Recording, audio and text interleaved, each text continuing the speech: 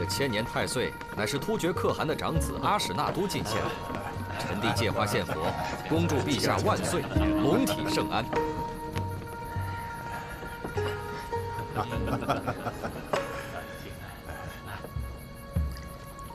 好，好，好，好。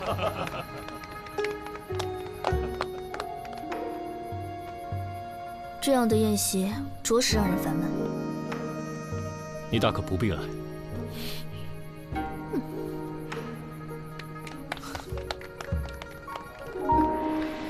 陛下，臣弟已命人将太岁给您取来，还请稍后。今夜正是客，一切听主人吩咐。陛下说笑了。王爷，王爷，王爷，李飞白，干什么慌慌张张的？什么事啊？不必惊慌，慢慢说。是陛下，王爷，张夫人她，张夫人又怎么了？她被千年太岁杀死了。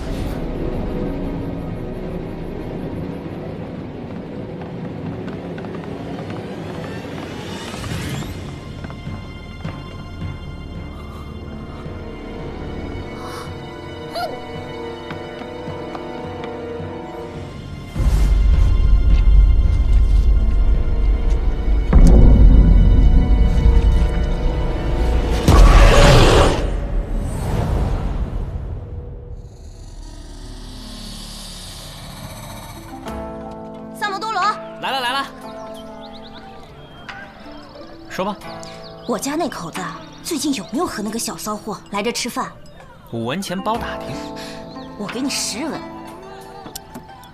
之前来吃过一碗面。什么？这个臭不要脸的，死心不改，看老娘回去怎么收拾他！我觉得这事儿你也别太往心里去，男人嘛，谁还不会有点死老外，嫌最近日子过得太舒坦了是不是啊？那2口子要是在店里掐起来，你端着呀！三伯，哎呦，我的炮爷，您今儿怎么有功夫亲自来视察我告诉你，别想躲，老娘跟你没完！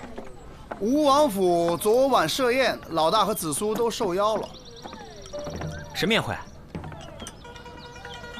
有个叫阿史那都的突厥王子送了吴王一个千年太岁。哦，这个吴王呢，就想献给陛下，没想到王府侧室夫人横死，结果呢，就把我老大生生搁里头了。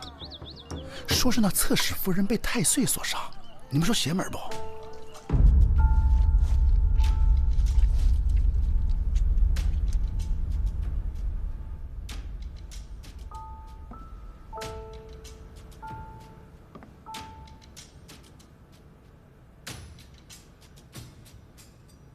李少卿，你能替本王查案吗？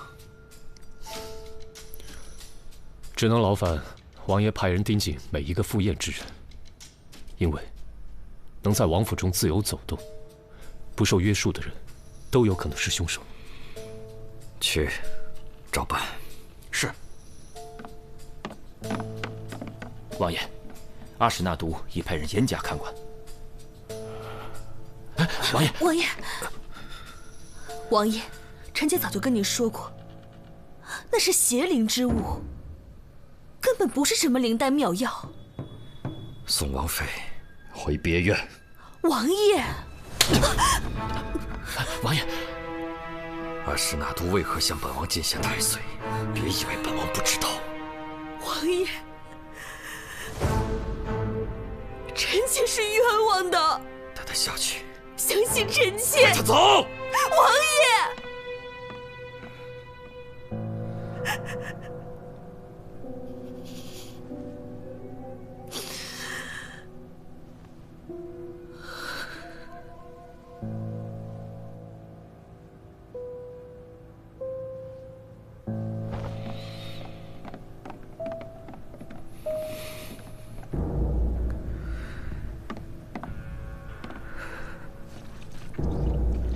李少卿，这件案子就拜托你了。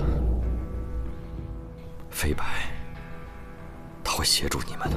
是，下官定当竭尽所能。本王先回了。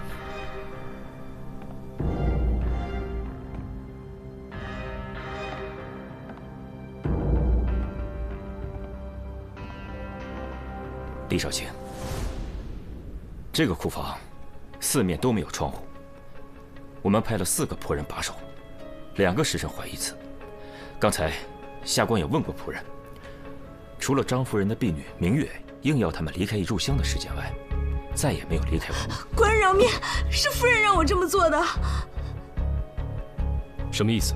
夫人近来体弱多病，之前听说太岁有延年益寿、永葆青春的功效，便动了私心来偷吃，因此她叫我支开仆人，自己偷偷来到库房。哦，小的记得，王妃之前劝过张夫人别打太岁的主意，2人为此发生争执。后来还是令长史过来将2人劝好的。啊，确实如此。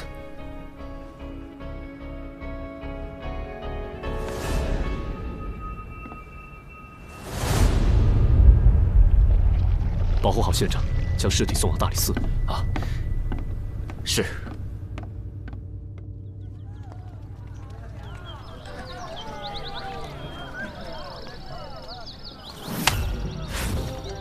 让萨摩跟我去办案。他是你大理寺的人，还是我凡社的人？反正你店里生意也不怎么好。哪只眼睛看见我店里生意不好啊？开个价吧。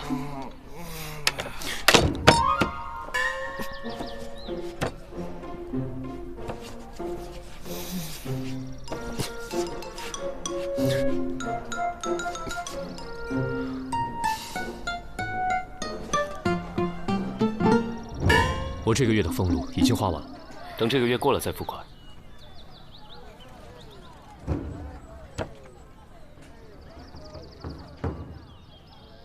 3份利，成交。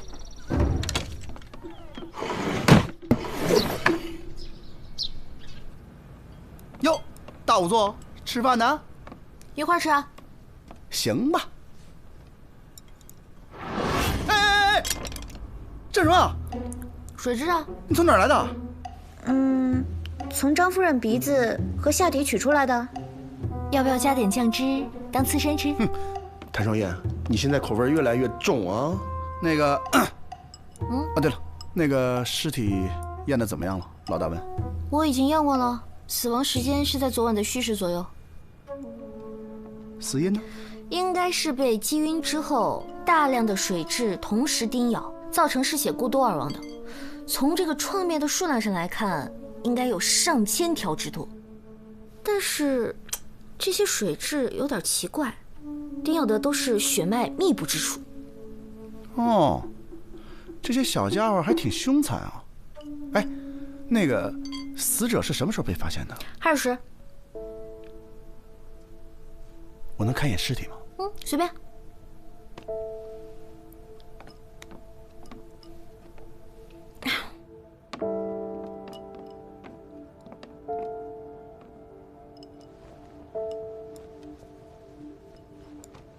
那个，你先吃饭啊，一会儿让老大他们过来看。你怎么看一眼就走的啊？那些水蛭是物证啊，你别真给吃了。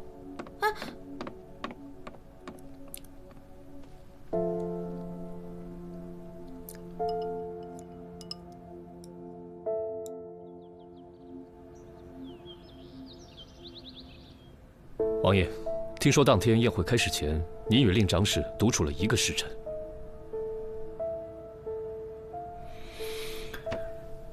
正是。当时我和飞白先去查看了一下贡物，之后又来到书房里喝了一点酒。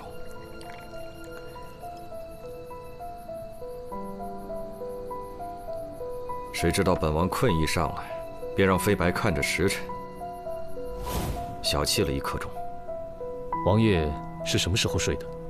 下官记得应该是戌时3刻。没错，本王当时还特意看了一眼漏刻。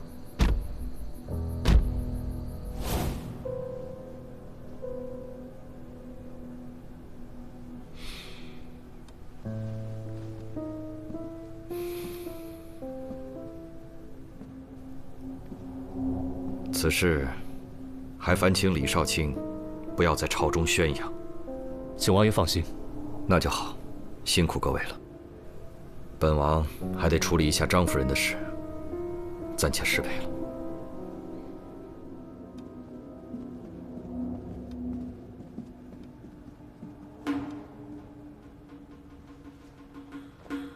吴王点儿真背啊！你看这个吴王呢，年轻的时候就死过2妾，这人呢有权有势有啥用呢？所以，废话那么多。听说现在嫌疑最大的是王妃，有杀人动机吗？没错，她是外域人，遇刺的大婚。自从侧妃张夫人入了王府后，深得宠幸，此后王妃便一直幽居在流霞别院。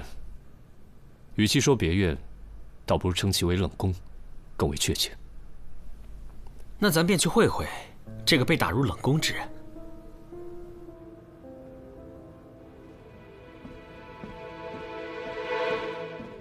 李少卿，请恕素衣瞒报之罪。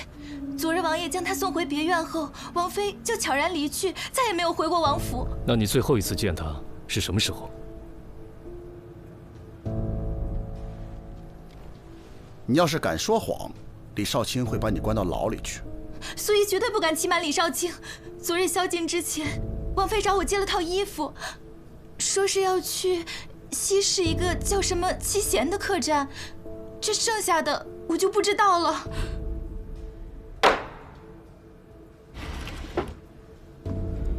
那女子和一个突厥男人在房中大吵大闹，折腾了一晚上。之后他们2人还出去过吗？那个女子争执过后就独自离开了。那个突厥人好像叫阿史那都。我求你不要再缠着我了，云舒，我这就带你回突厥。我们已经不可能了。你肯定有难言之隐，你告诉我。没有，我以为人妇。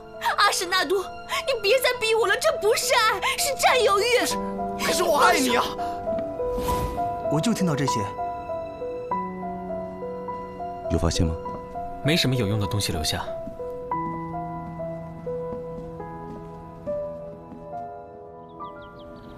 放开我！放开！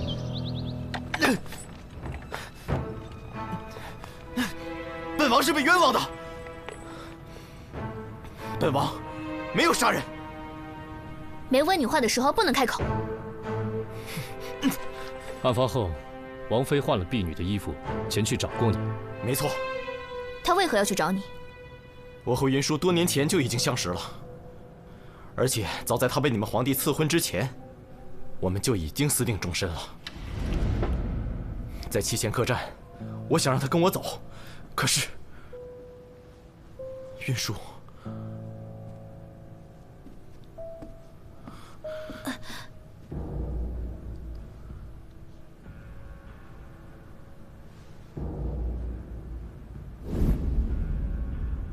那日王妃去过七贤客栈后就失踪了，你知道她在哪里吗？她不见了。难道不是你伙同王妃一起杀了张夫人吗？那个什么张夫人，我见都没见过，我为什么要杀她？这次来大唐，我只不过想把云舒带走而已。你们一定要找到云舒，求你们了，求你们。把他押下去吧。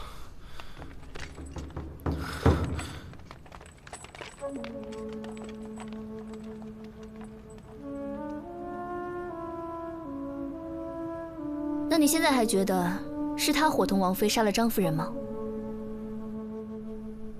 难说。你审不出，我接着审吧。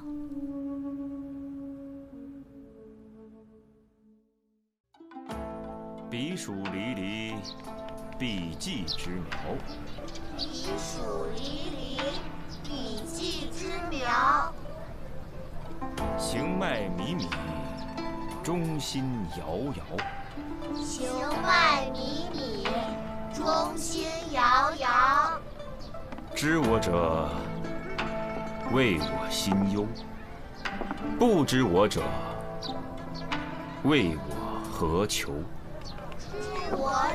你们回来啦！李治，你认识了这么好的朋友，应该早点介绍来认识认识嘛。李少卿，看人家多有礼貌。我平时也很有礼貌，好不好？怎么不夸我啊？懂不懂什么叫不怕不识货，就怕货比货啊？哼！哎，别说，你们真的很有共同之处。哪里？口味重啊？因为喝茶也要加很多盐啊。好了好了，我去给你们准备些膳食。哎，萨摩。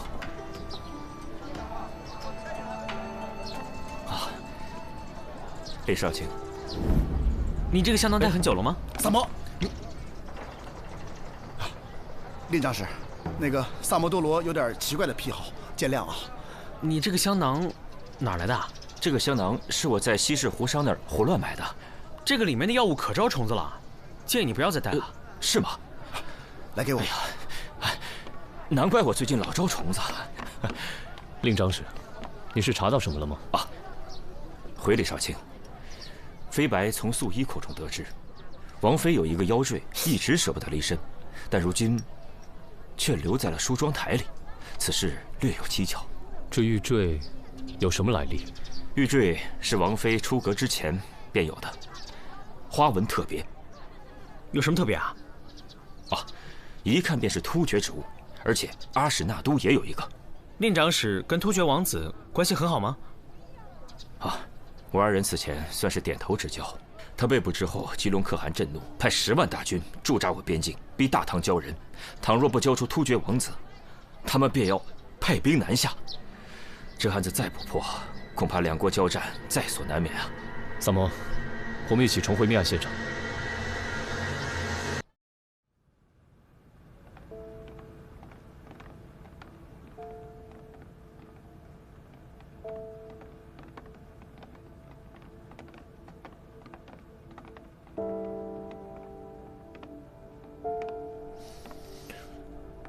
当晚，除了在府内其他地方的几个小厮没有出现以外，其他与张夫人密切来往的人，都有不在场的证明。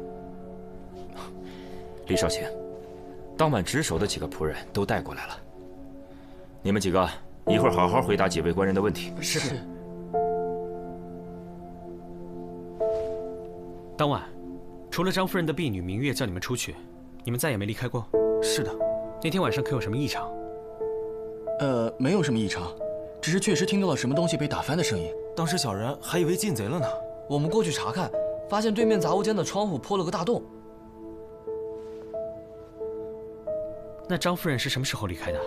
不知道。到对面杂物间看看。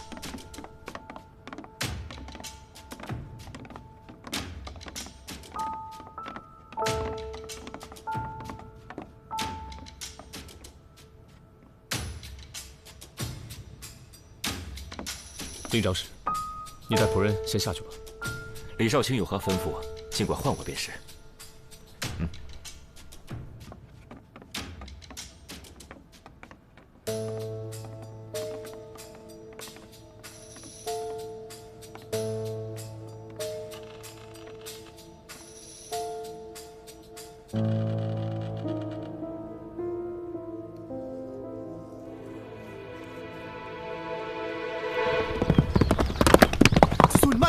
别摔着啊！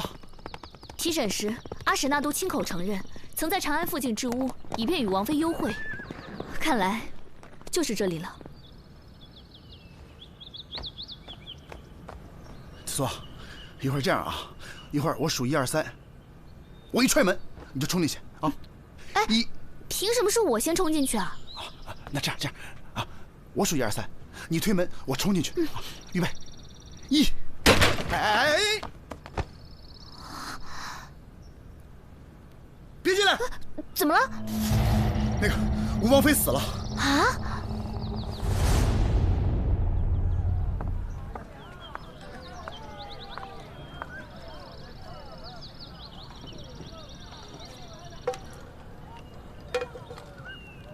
去哪儿了？查案。紫苏和3炮托人带了个口信，说他们在一个叫什么的地方发现了吴王妃的尸体。有详细位置吗？地图。给我。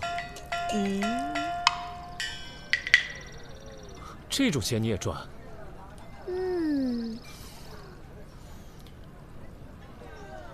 琳琳，难怪萨摩跟你一模一样。哎，我可只说了一句话，关我什么事啊？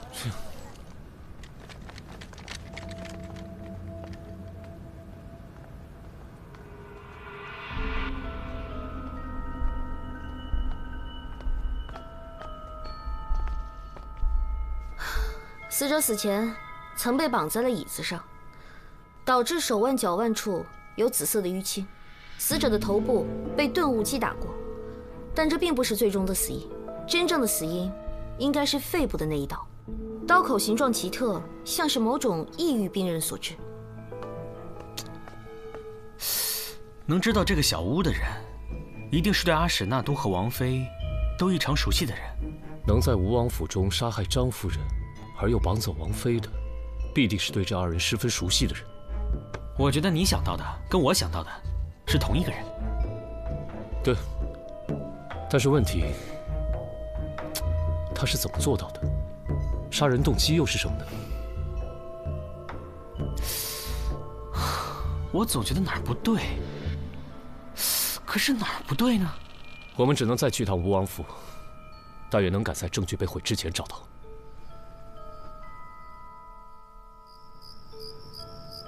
当时他们二人就在这个房间里喝的酒。没错。中途可否有人离开过？并没有，除非他二人串通，制造假的不在场证明。哎，你们看，这吴王就是财大气粗啊，这漏客都是用酒做的。啊？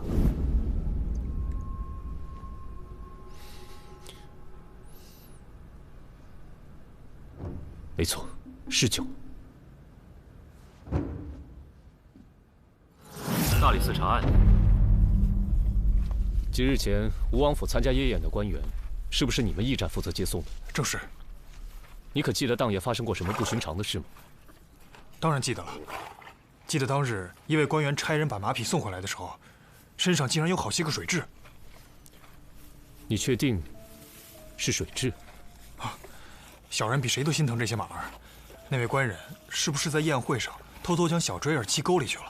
送回来时，马身上钉了好多水蛭，个个又肥又大的，真是心疼死我了。哎，是哪一位官员啊？这个，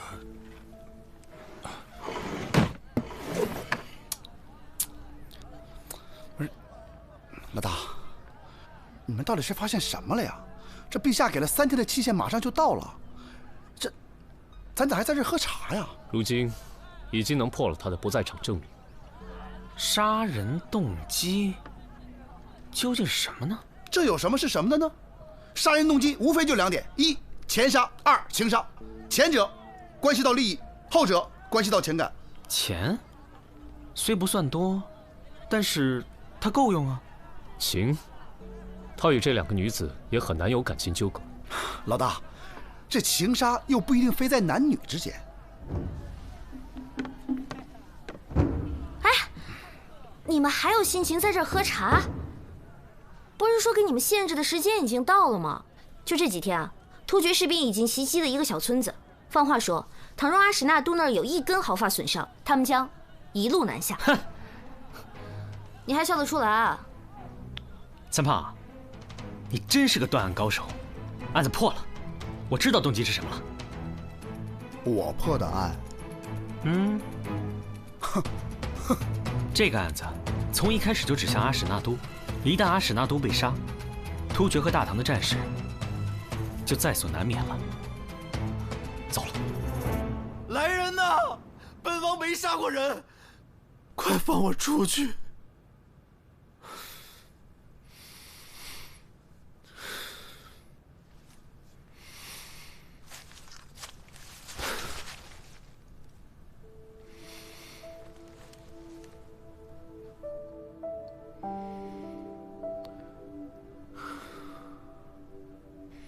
云舒，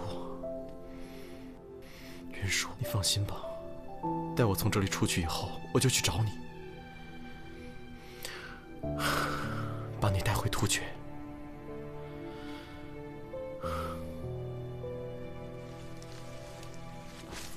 我们此生再也不分开了。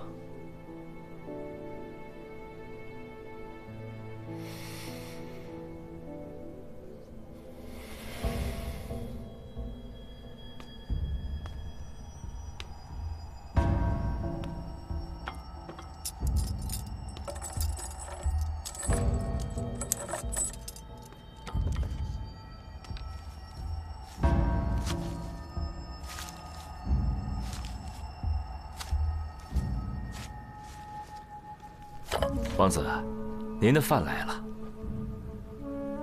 最后一顿，吃了吧。滚！出去。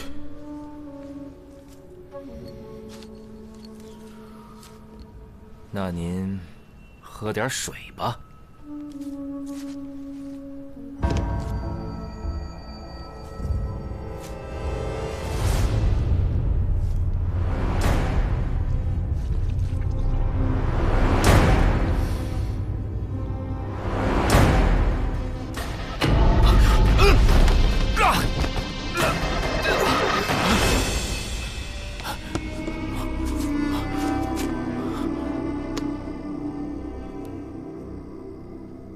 令长史，想不到你还是一个会操纵重置的伽罗师啊！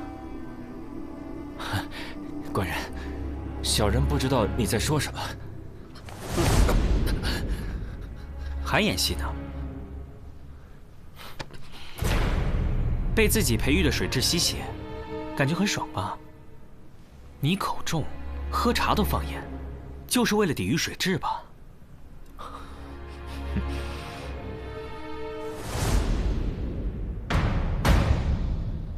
你们这是血口喷人！别忘了，夜宴当晚，下官可是有不在场证明的。在晚宴开始之前，王爷不是曾经小憩了1刻钟吗？哼，1刻钟？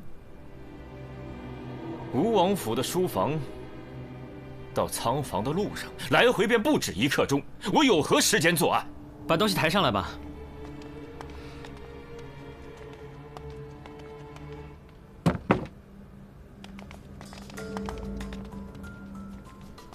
那天晚上，你与王爷在书房里对饮，你的座位应该是离这个漏客最近的吧？你在事先带来的酒里就动了手脚，让王爷昏昏欲睡，主动提出小憩。王爷睡前看到漏客是虚时3刻，睡后看到是4刻，他自然就会以为自己只睡了1刻钟。可你应该事先将酒倒入了漏客当中，漏客显示为虚时3刻，很有可能才2刻不到。你杀死张夫人，赶回书房。再用酒杯将多余的水舀出即可。令长史，难道你没闻出这漏客里的水有酒的味道吗？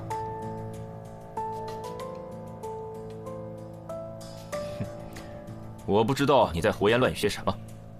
仓房对面的储物间里有个蜡烛制作的岩石机关，丝线的一头绑有重物，时间一到，蜡烛点燃丝线，重物自然就会将窗户打破。我曾经问过吴王妃的仆人，当时也是令长史告诉张夫人这个太岁的奇妙之处吧。而张夫人果然信以为真，以为吃了太岁，她就能够延年益寿、永葆青春。这是世间女子的贪念。你和张夫人约定好了作案的时间和步骤，你先去了对面的杂物间做好机关，然后张夫人命明月将看守支开后，你们便可以趁机潜入库房。当张夫人正欲享用太岁时，你趁机将其杀死。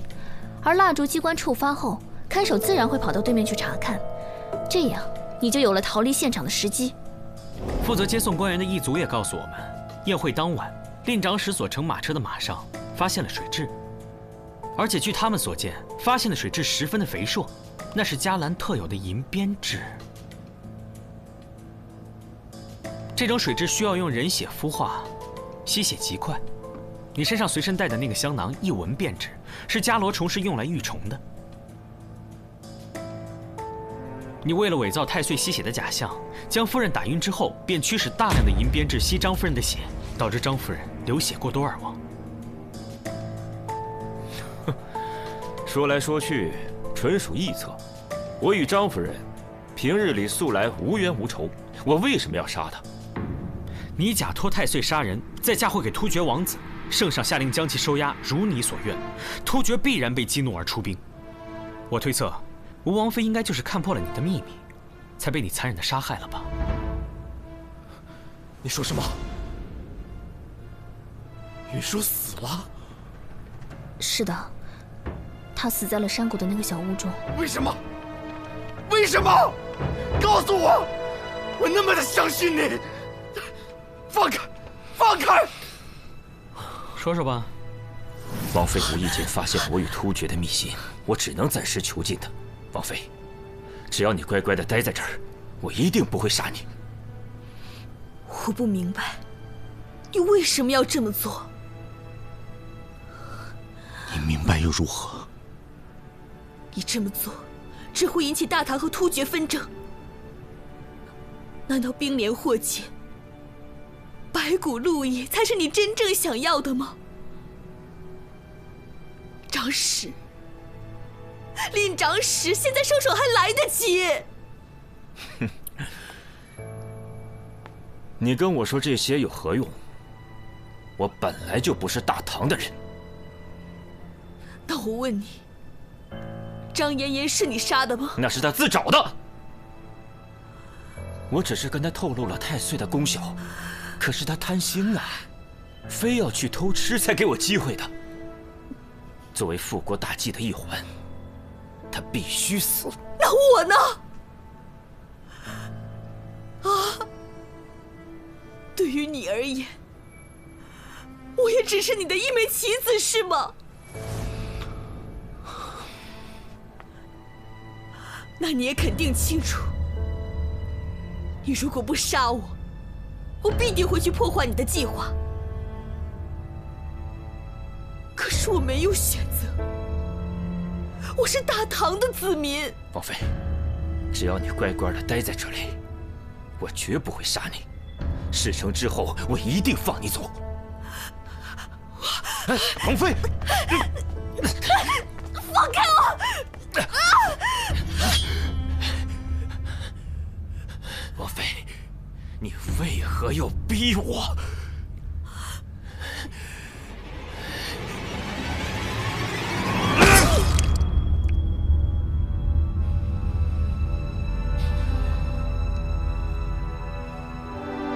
李飞白，你为什么要杀云舒？为什么？我要扒了你的皮！我查过了你的通关文牒，你是近几年才从外域来到长安的。你的通关文牒上写了你来自柔然国，但你根本就没有柔然人的生活习惯，你的文牒是假的。你是迦兰国的人吧？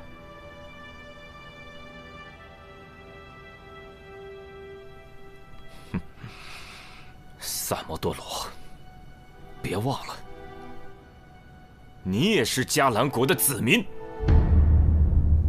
你忘了，咱们的国是被谁灭的？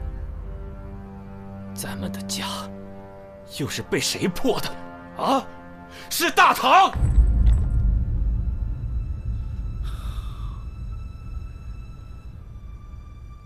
难道你就不想重建迦兰吗？没有国，我们一个个的全都是无主的游魂。唯一能让我活下去的动力，就是重新振兴迦兰国。人早晚都会死的，与其在灭国以后苟且偷生的活着，还不如为复国大业而亡。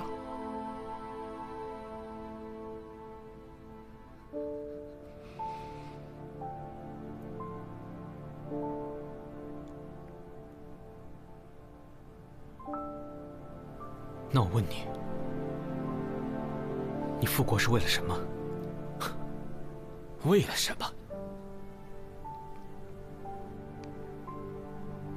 为了迦兰逝去的子民，为了在战火中亡故的大哥和母亲。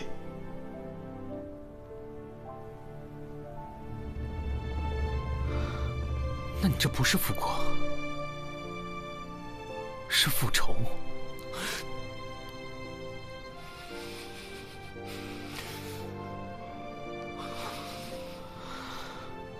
我还记得，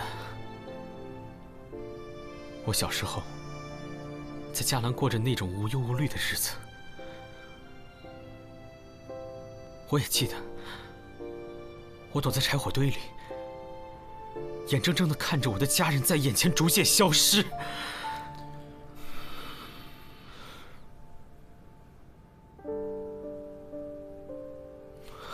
没有人会比我更痛，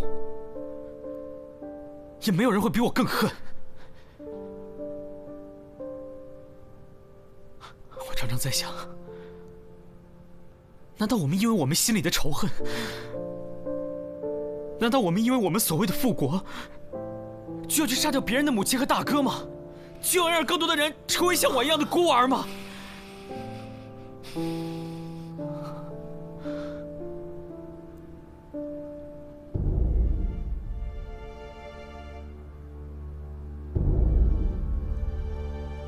你问我恨吗？我当然恨，但是我更痛恨战争，痛恨一切打着国家名义残害无辜生命的行为。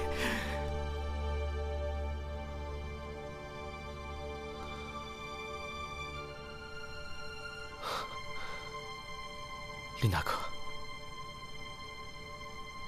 不要再执迷不悟了，好吗？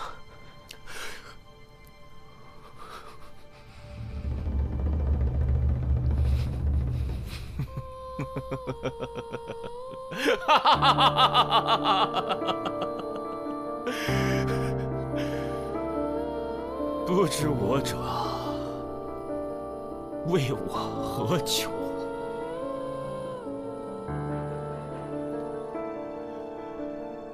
我只恨大计未能如愿，天佑迦兰！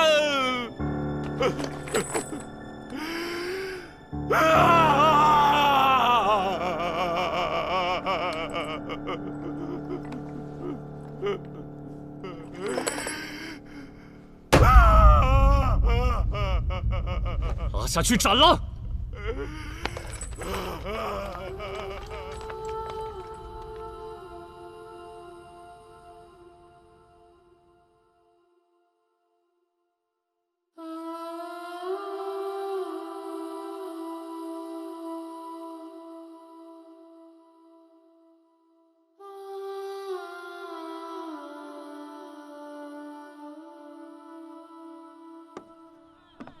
陛下向天下宣告，是吴王妃因擅妒杀害了侧妃张夫人，如今已派人将阿史那都送回了突厥。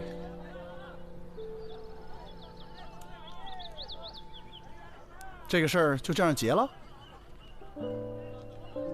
也许这样才是最好的结果。也不知那些迦兰移民会不会受到迁怒。哎呀，这个国家早就已经覆灭了。双叶，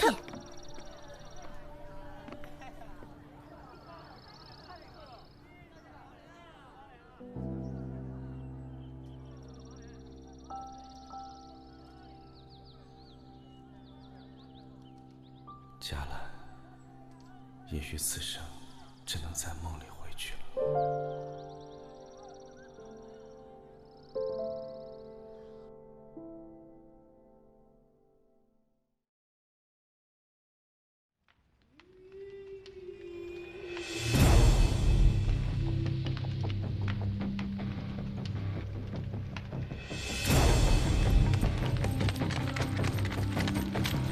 启禀国师，令肥白折了，验明正身，即日出战。这个案子还是萨摩破的。正是，若非他从中作梗，大唐和突厥已经开战，这个人必须处斩。愚蠢！萨摩是一颗棋子，没有他，复国大业不可能进展得如此顺利。此话怎讲？请国师明示。自始至终，萨摩都是我手中利器，替我铲除了无数障碍。我从黄泥章救出波斯人和赵匡国，为他们制定复仇计划，目标只有一个：兵部侍郎度良源。萨摩与李治相识不久，不想被卷入朝廷纷争，所以当他意识到赵匡胤假死却未揭穿，我让波斯人服毒自尽，只是想给他们一个由头，尽快结案，好让赵匡胤能伺机刺杀度良源。度良源是朝中最熟悉西线边防的将军，他死以后，大唐西线羸弱，给了我们长驱直入的可能性。国师英明。度良源死后，我安排心腹顶替兵部侍郎之职，遭到吏部尚书的阻挠。随后，大理寺开始调查灵猫杀人案，我派人杀了平康坊的雪儿，把线索引向刘尚书和他堂弟。调查过程中，大理寺发现刘尚书利用职务之便私通胡氏，索要并报一事，刘尚书被迫辞官。那群毛贼原本下药把人迷晕后实施抢劫，苦主醒来后会认为是黑豹所为，没想到之后会内讧杀人。萨摩办案时居然敢服毒，让我意识到他对大理寺那些人产生了信任。李治那一刀没白挨。圣恩寺的僧人都是隋朝投诚的老臣，与李渊交好。新皇登基之后，他们惶惶不可终日。我派去搜寻藏宝图的探子被他们杀了。随后，我在朝中释放消息，让李世民对他们心生疑虑，派大理寺介入调查。案发后，虽然有小僧顶罪，但为了化解皇上的疑虑，他们不得不交出藏宝图，以表投诚之意。那张图在押送过程中已派人临摹，相信很快能找到藏宝之处。苏秀才休妻，在我的诱导下，琪琪对苏秀才下了毒，热毒封喉，窒息之际，用刀切割器官，试图求生，却死于刀伤。赵思南伏法后，他爹赵校尉被牵连，空出武备库的职位，自此，长安的武备库便落入我手。走私军械也正是从这一步开始的。在我的安排下，东水村李正率领村民盗窃金库。案发之后，李正充当了替罪羊，掌管金库的太傅司卿被撤职，顶上去的是个庸才，镇不住手下官吏。这个口子一开，朝廷财帛唾手可得。独子惨死，灵堂还魂。在我的诱导下，急于复仇的僧人了凡与杜老太太合谋杀人，被萨摩识破。杜老太太被发配充军，她在长安西南的3000亩山地落入我手，成了我们的驻军点。神头刘芳是我在长安的线人，常年为我提供坊间情报。案发后，萨摩看到了玉佩上的伽罗纹样，开始怀疑刘芳的背景。他居然还记得伽罗圣歌，让我很意外。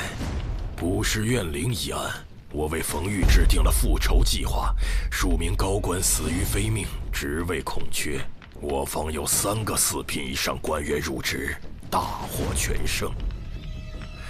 保平湖阴兵过路，孟昭复仇也是我安排的。此案让兵部尚书陆明仕途终结，之后顶替他的是顾明章，此人有把柄在我手中，这颗棋子随时可用。刘员外儿子造孽，我为苦主制定了复仇的计划。结案之后，朝廷严查民间麻烦，清除胡商，之后渠道和资源便落入我手。接下来，在新任兵部尚书顾明章的默许之下，大唐的战马供给就由我控制了。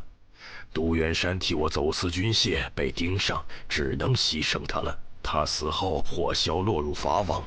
多亏萨摩，唯一对我们有威胁的官员也不存在了。